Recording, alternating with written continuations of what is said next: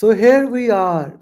Now, this is a special web episode. After a long time, we are back with our weekly web episodes. In these web episodes, I invite experts from different fields. And today we have someone special. Now, he is special for various reasons. First of all, I would say I am his student. I have learned from him recently about how artificial intelligence can be used, and I requested him if he can join us, and he is kind enough to give us his time. So the person I am talking about is Gautam Verma. Gautam Verma is a certified specialist for cloud, artificial intelligence, machine learning, all those things. He's a believer. He's a believer of responsibility, ethic, fairness in human life as well as AI.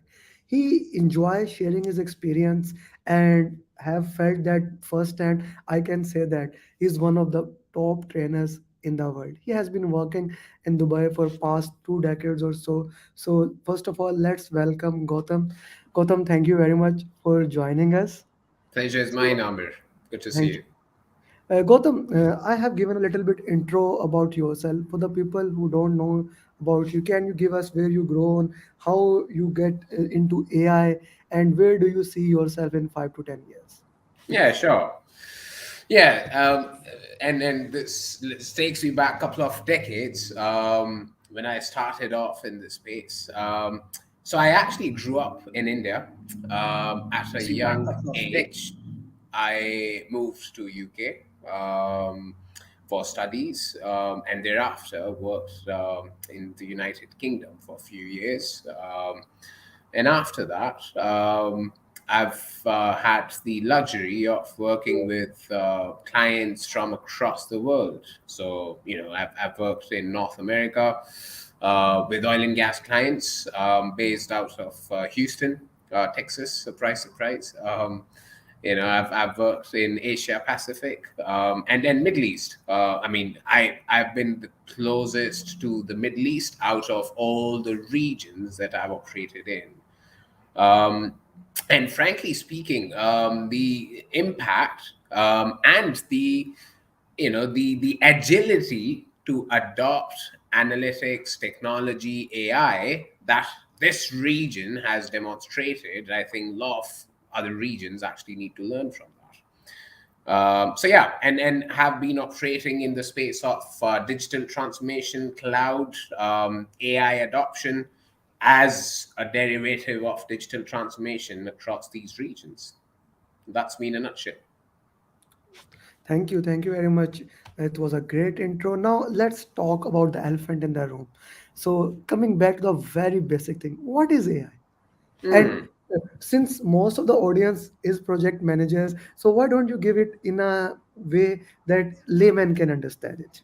Yeah, let's do that. Let's do that. And I think human intelligence is something that everyone relates to. So I'd actually try to put this in the context of human intelligence. And I generally ask this question: why are we intelligent? Why are humans considered as intelligent over other species around the planet Earth? And the answer predominantly comes, because we have brains, we are able to communicate, chat with each other, we are able to comprehend things, respond based on what we're hearing, and things like that. And these cognitive skills, we call them the cognitive skills. These cognitive skills essentially make humans intelligent. The intention really is, okay, humans are intelligent because of these things. Can we make machines intelligent? Is that possible? And that's where scientists back in 1950s, 60s, AI is nothing new. Back then, they started working on this concept. How do we make machines exhibit these cognitive skills? So Okay. machines that are able to chat, communicate, respond, and things like that. So machines having intelligence, that is the real AI. Now, AI is nothing new, as you just said. It's long time, and anyone having access to internet or have talked to chatbot, they know what is AI and how AI can help. But I keep on getting these questions from my students all over the world. Is AI a good thing or a bad thing? Because the more it's the same, like reinventing the wheel again. When we talked about when Henry Ford started with the car, that we are gonna take the jobs. So when the computer started came, then we had the question that computer is gonna take the job. Now there are two groups who are those groups I'm talking about who are against AI. One of them says that they will take over the jobs and we will have no more jobs left. Second, second is more interesting one, and then we will talk that in detail. They say that they are gonna take over the planet. So, what do you think about that? Both of these. Yeah, interesting viewpoints, very interesting viewpoints. I like to position this in a utopian world rather than a dystopian world. And I see where the pessimists are coming from. The movies which have not, Yeah, sci-fi movies have actually painted AI in a very negative light. I have to say that. There are very few movies such as Wall-E, if you've seen that yeah, movie, which yeah, have yeah, painted machines yeah. in a good light. Most of them have, be it Terminator, be it iRobot, and any other movie. So I'll paint a very utopian picture and stay with, and I'd like the audience to stay with me for a couple of minutes. It's important to understand where to draw the line and where to draw the distinction between, you know, things, our daily tasks, which are repetitive, which are mundane, which are, repeated by us on a day in, day out basis. All right. That's 50 to 60% of our day. Be it, cleaning a car, be it opening our window panes in the mornings, be it opening the doors and things like that. The remaining 40 odd percent of our daily tasks are creative, ingenuous, design thinking, things that require tangible human skills. So 60% of our work is repetitive, 40% non repetitive. AI is supposed to take away that 60% task so that us as humans can do more of that 40% work, which we aren't able to do right now. So it's supposed to act as an extension of us rather than a replacement of us. So AI is supposed to be extension of us rather than replacement of us. They will take away those tasks. Like for me, like I am just for 1 month, I'm new to Dubai, and I'm planning to stay here for long. Like washing clothes and things like those of repetitive tasks, they are gonna be taken over by AI. As we have seen right now, we have Uber Cream, but Dubai did try to use drone to give food and things like that is gonna take over in the future, which is gonna make our life easy. So I am also among those people who consider more of an optimistic person who thinks AI can really help. Even in all those science movies, we do have vision with us. Even in the Marvel movies, that helps the positive side of the AI. So let's talk about a very important thing, since we, since a lot of us have seen AI is playing a positive role in healthcare. What do you think? Now, this is one of the most important thing I want to discuss about. What do you think how AI can help us in the healthcare? Yeah, very interesting question, and I think we'd need another one of your webisodes to topic to address this question and the answers that it justifies. I think healthcare has it's been impacted. However, from the most important aspects of healthcare problems, AI has still, eluded healthcare sector. I'll spell this out.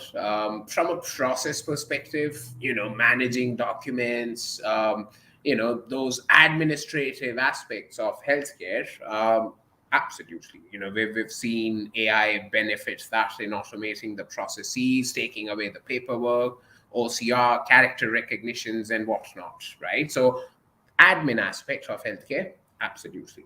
However, when we talk of more tangible problems such as curing cancer, something that I personally feel very angry that technology has not. been able to address this irrespective of how advanced we are right now. I foresee that AI can, given the the peripheries of computing world, can actually process the DNA sequences a lot better than it's been possible historically. So if we combine artificial intelligence with even more smarter computers, such as quantum computing, healthcare can actually see some fascinating, never seen before solutions, such as a cure for disease like cancer, diseases like Alzheimer, where a neural implant can actually Mhm. help in processing our brain data better. Some things which our conventional computers don't do very well. Thank you for that. I hope you're also a fan of Star Wars. If Star Wars, Star Trek, in Star Wars, like they have a very advanced AI, and they had a doctors all the time on their ship, and they actually don't do operation at all. They use AI technology in the capsule, and even they can like grow kidney or something like that. Do you think it's just sci-fi, or can we have something in like that in future? Yeah, no, that's definitely sci-fi. Growing organs like that with that much ease, unfortunately, is not possible right now. I'm reminded of 3D printing, but I don't foresee 3D printing to be that smart in the near future. Obviously, artificial organs are definitely possible, but something of that sort, where growing organs becomes as easy as that, is definitely a distant future. Okay. Now that's an interesting concept. Now let's come to the most important topic. We have seen artificial intelligence doing a lot of these things now. Like nowadays, one of the most like trend you can say, like we had in 99 to 2002, internet was the big thing. Anyone who rode that wave become like Bill Gates and everyone else. Yep. Now nowadays it's blockchain, more famously known as Bitcoin, Ethereum, NFTs. What do you think AI can do that, like for the banking sectors or as a humanity? Because I'm a big believer of a Bitcoin. I don't know where other people see, but I'm a big believer that it is giving power to individual. But being said that, it is also if there are no laws and humans are prone to go towards violence when they are not given proper laws. So how do you see AI can be used in that, and how AI can be used ethically, especially in this blockchain and the new technology that is coming up? I'll answer the second one first, if that's okay. Mhm. Ethics is something I'm very passionate about. I think it's important that we look at artificial intelligence with the same lens that we look, at humans, at other humans. For instance, if someone stands next to me and starts abusing at me, I'd be agitated. Why is he swearing at me? I didn't do anything, right? We expect others to be ethical. Artificial intelligence should also be looked at the same through the same lens, because at the end of the day, we're expecting AI to exhibit intelligence, right? So ethics should not be very far from intelligence. Therefore, what we're saying is, just how humans are ethical, for instance, are supposed to be ethical. For instance, we're supposed to exhibit fairness. We're supposed to exhibit non-bias against certain communities. We're expected to be transparent, reliable, accountable. Right? These are all human ethics. We want AI also to exhibit these traits. And that's where there is a very interesting framework that's been given by the likes of Microsoft. It's called Responsible and Ethical AI Principles, where when you start building your AI solutions, you don't just dive into the data and start building your models. No, you actually step back and define your problem statement, keeping in mind these responsible AI principles. For instance, I want to predict, credit rating of individuals. Now, when I'm predicting credit ratings of individuals, I want to ensure that there is no bias against certain races. There is no bias against, defining ground rules related to how a certain problem should be addressed. And more importantly, keeping that ethics intact across the whole value chain of AI model development. Okay. Okay. Now, So, ethics and responsible AI is the heart and soul, and is supposed to be the heart and soul of any AI model generation. ethics and defining, if I put it in my terms, like defining the ground rules from the start, like the Microsoft is doing, and building on those ground rules, so that whatever product we build at the end of the day, that product can help a human, and it can go into the positive direction. I really loved what you said, that humans, like humans are ethical, and then we are supposed to do things that are not ethical. So we human will be teaching robots, we will be teaching this AI, so they will learn from us. And if we can make some ground Exactly. rules, they can work on that thing, and from there we can build on the other thing. And what about my That's question? really it. That's really it. Mhm, You said they are going to learn from us. They are mhm, already learning from us. For instance, just imagine if you had to, teach a robot what a shoe is. mhm. Now, my definition of a shoe could be a formal shoe. Your definition could be a casual shoe. A lady's definition could be a female shoe. Now, if a machine is learning from us, then these biases can actually, dictate the model's performance in the future. And that's where the ethics learning from us is very important. Do you think there should be some kind of international coach? Because Elon Musk is very pro of this thing. Now he is one of the leading technology person in that, so I have to get him here. So he is very much pro of that. That for AI, we should have some kind of rules, since most of the time US is leading all kind of technological revolution, and same is happening with AI. But China is putting some regulations, whereas US has not been so proactive. So what do you think, if we want to build a ethical thing before it goes out of our hand, so should we have some kind of regulations, or it should be like just like blockchain, it should be open to everyone? No, it's very important that there are global regulations to this. If your audience has heard of GDPR, that's the General Data Protection Regulation. Um, that's a very important set of guidelines that applies across the European Union. European Union and the data of anyone from European Union. Now, that's a phenomenal achievement on the whole continent, agreeing on a set of practices, set of Mhm. regulations, which applies to everyone in that continent, and that's brilliant. The problem is, because of vested interests, because of political agendas, because of difference in philosophies, mindsets of different countries, different regions, agreeing on a global set of frameworks has not been possible so far in the space of AI, because it's seen as a strategic advantage. It's There is a saying that wars are not fought on the borders anymore.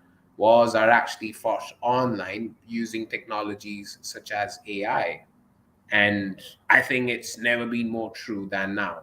So the importance is there, regulation need is very much there.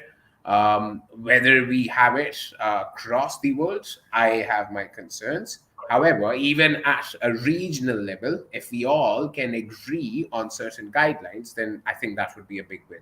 That would be a big win. So we are getting a lot of questions. So let me get one or two here. So now that's an interesting thing, because when we differentiate, as you just said a few minutes back, AI will be doing the most repetitive task. So, and cognitive skills, emotional intelligence, EQ comes under those things. This is one of the things that a human being has. So, is it possible that EQ can also be taught to AI and machine can also learn to have a feelings about it? Hmm. It's a very important question, and I think it's definitely worth answering. I think it goes back to whether the human race is under threat or not. I'm reminded of that question because if you have to answer that question, which I will answer, through that I'll answer this question as well. Um, if we want to question whether we are at threat or not, I think it's important to ask what makes us unique, and the emotions, the creativity, ingenuity, these are the things which make us unique. So the repetitive things is where AI works very well and will continue to work very well.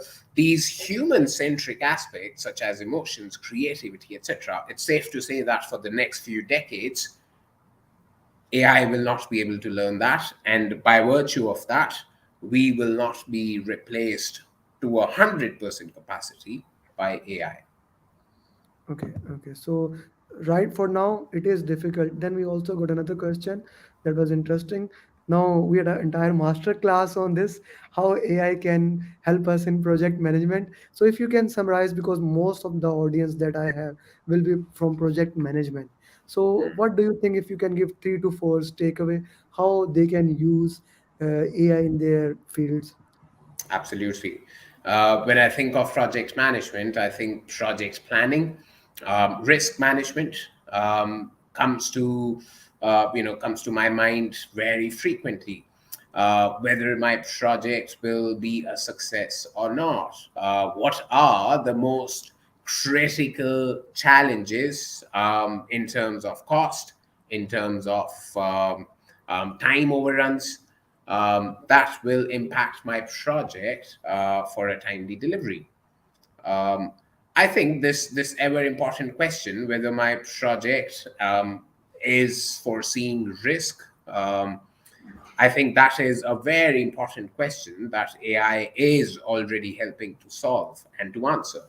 Along with that, there are obviously tons of applications related to speech to text translation that AI is helping with in project management. We all live online right now. Projects are being delivered online, meetings are being held online.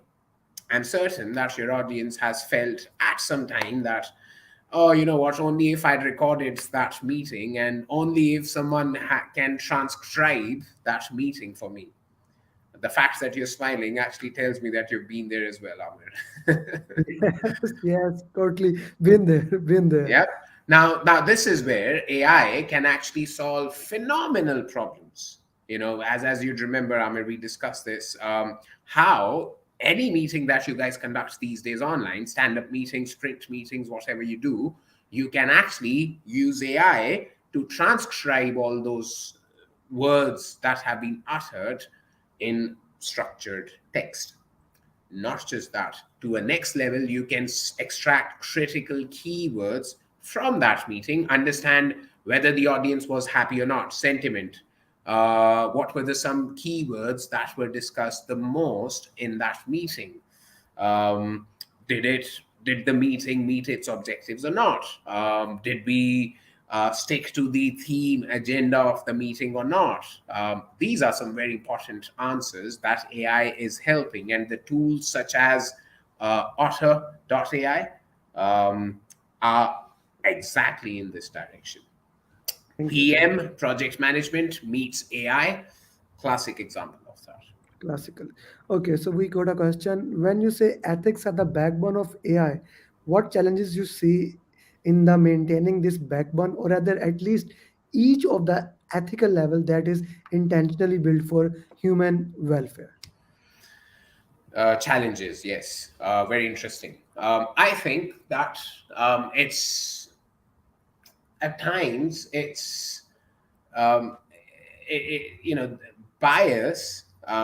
can come so naturally that we don't even realize that there is bias in our models. People who are familiar with how machine learning model training works, bias and understanding bias is a critical aspect of machine learning. um, the biggest challenge really to AI being, AI for good, is these, hidden elements of our bias creeping into the model's learning and giving or passing our bias to the models in turn. Um, and which is where it's important to address this challenge. It's always important to step back and ask the ever important questions. What are we building? Why are we building? For whom are we building?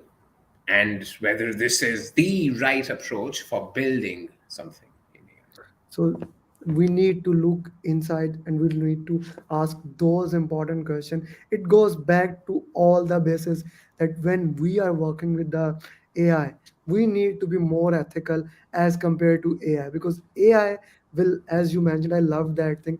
AI is nothing but extension of ourselves. AI. So as Exactly. AI is extension of ourselves, it will just depict what we are doing. If we are ethical, it will be ethical. And of course, now human, this is the beauty of human, the diversity that we have. So some we have ethics and we don't have ethics, and it goes along the way. So we can assume the same thing goes for a long time for AI, till we have the international or some ground rules for the entire community that should be followed. Fingers Yes. crossed. Yeah, fingers crossed. Because you see, now what we are saying, we are using this is basically right now we are using StreamYard, or video is being live at 4 or 5 different channels, and it will go up or down rating depending upon AI. AI will be working on the back side of this thing. Now that's one of the things that the project management has worked at. If we go back little like 30 years, maybe 20 years back, we need a studio and all those things to do these things. But now AI, by seeing the human connection, how many people are liking this video, how many people are putting comments on this, and how many people are watching it for long time. So that's where AI is working. Thoughts, Gautam? 100%. Yeah, no, 100%. I think that's where it's important we appreciate how far we have come over the last few years. You'd remember that we even talked about how part of AI actually helps in, improving the quality of the images, the quality of the videos that we are watching. Things that we take for granted. I can tell you for a fact that each one of our cameras and the phones and the cameras in the phones have AI running on the camera for them to actually, create a picture which is prettier than the reality. So many times I look at the camera of my phone and I realize that the pimples that I'm actually seeing on my face, they're actually not visible on the camera. How is that possible? That's because there is AI which is working around the clock as image analytic solution to work on the image quality. So yes, absolutely, AI is very much embedded even in this system. AI is embedded in the system. Now, this is interesting. So, I got two questions almost the same way. So, let me put it this way: addiction to social network. Now, the basic theme behind that question is this. Now, Facebook and all other networks, they are increasing more and more addiction. And of course, this is again, they are showing us the material, they are showing us the content that we have watched. I love to say this thing: if you want to know someone, you don't have to go to like ask somebody what how he is, just go to his Facebook, Instagram, and the YouTube walls. You will find out in a minute what they are looking, what are their interests, and things like that. Being Yeah. said that, but since in last year Mark Zuckerberg was in a great trouble, that they are kind of controlling it. And even the documentary that you suggested, how Donald Trump kind of controlled the entire nation to vote for him. What do you Yep. think about how human and how ethics can play a role in it? We are running out of time, so let's move it quickly for this. Yeah, no, I think this is something I'm very vocal about. I think social media has actually infested our lives on a day-to-day basis. I like to give this example, which is actually from Social Hack. A lot of times people actually wonder. I've actually met people who wonder. It's nice. Instagram is free. It's brilliant that Facebook does not charge us any money.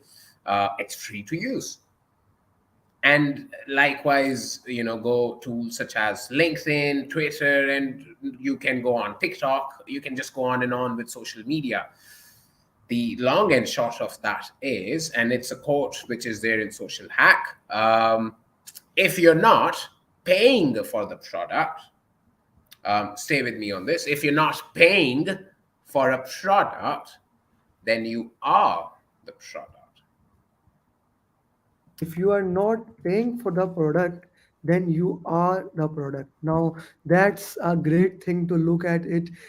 And what do you think, how we can as human, moving away a little bit from AI, how as a human can do something? Should we start paying for Facebook and LinkedIn, or should we limit it? What should we do? I think the concept of data monetization is going to come very, very soon.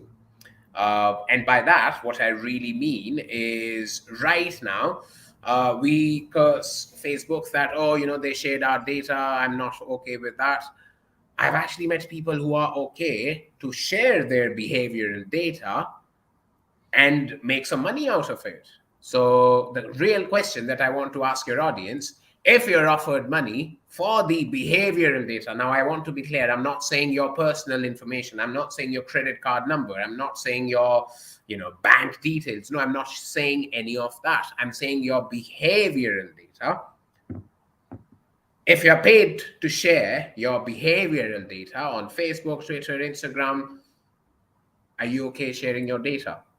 Now that's interesting. We even got an answer even before you completed the question. So we are Fantastic. getting yes, no, mostly no, but that's an interesting thing. Maybe I can look into that. For example, I am all the time on social media. So maybe I am, if they are paying me, I can share the data. I Why have not? no I have no issue So into that. many people I meet, they say, well, I don't have anything to hide. It's Hmm. absolutely okay if they Yeah, take my yeah. data. If they take the data.